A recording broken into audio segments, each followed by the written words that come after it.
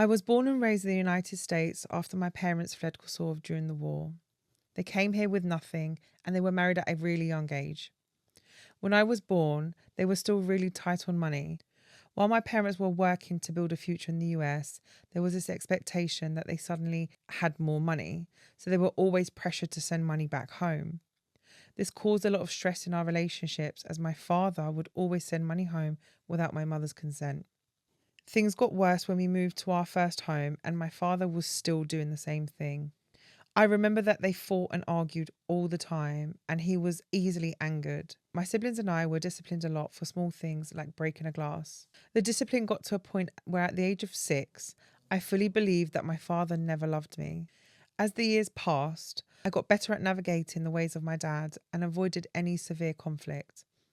Any arguments we had resulted in the silent treatment or a swift hit with decorative sticks that you keep in a large vase. I was always told that I'm not allowed to date, and I was fine with that until I got a little older and I started developing feelings for people. I was caught dating an American boy when I was really young, and I was beaten severely for it.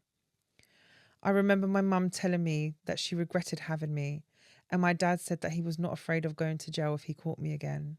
The relationship ended shortly after, and I was isolated from my friends. It left a huge emotional scar. It was the first person I genuinely had feelings for, and my parents took that away from me in the most violent way possible. I held a grudge against them for many years and began to detach myself from them emotionally. I started to hate my parents.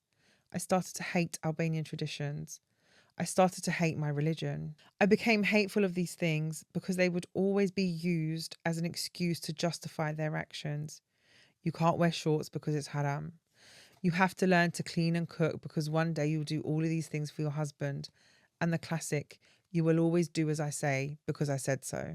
With all the discipline and trauma I received, I swore to myself that I would move out at 18 and start my life away from these traditions. This was only strengthened after I met another American boy at school. We were completely in love with each other and spent as much time as possible together. What was unfortunate was that we couldn't go out on any dates as I was still traumatized from being caught.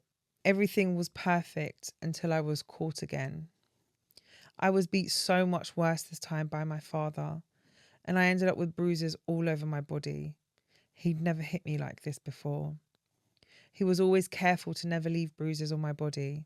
I went to the police the next day and reported my dad with my boyfriend and his parents. My parents showed up at the police station at the same time and placed us in separate rooms. The police didn't really know what to do. They called the district attorney, who made the decision to send me back home and said that my parents had the right to discipline me. However, Child Protective Services ordered them to cease physical discipline. I got home and locked myself in my room for 2 days.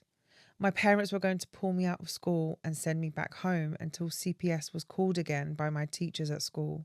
My friends were really worried about my well-being.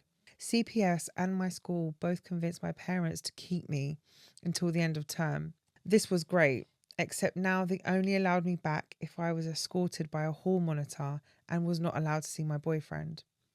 If they saw me with him, the principal would contact my parents and let them know. With them not being allowed to hit me anymore, I stretched this as far as I could.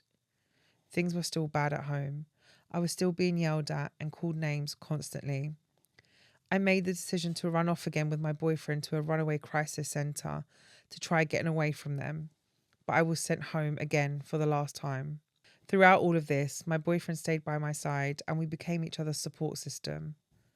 For 2 years, I endured the emotional abuse while taking every chance to see my boyfriend. I was moved to a new high school, so I was very isolated for those last 2 years. At 18, I went back to Kosovo to see everyone for the last time. When I came back to the States, I packed my things and left my family home. I moved in with my boyfriend and began college. My parents were shocked and heartbroken by me leaving, and in a way, I was heartbroken too. I never wanted for it to be like this, but they were never accepting of anything in my life. What's interesting is that my relationship with my parents actually improved after I left. I've been able to patch things up with them and occasionally go over to their house for coffee.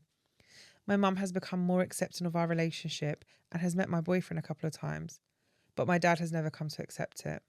That will just have to be his burden to bear. In the end, Every attempt they made to keep me apart from my friends and boyfriend, I just became a stronger person. This year, we reached 9 years together. I have finished college and I'm in my second year of my career. Life could honestly not be better. I want to address that my relationship with my boyfriend came with a lot of stigma in my family. As girls, we're always told to never break the only rule, which is to marry an Albanian man. I will never be opposed to anyone marrying an Albanian, but maybe your perfect person won't be. This rule harmed me in every way possible, and I'm hoping that in the near future, we don't hold our children up to this impossible standard.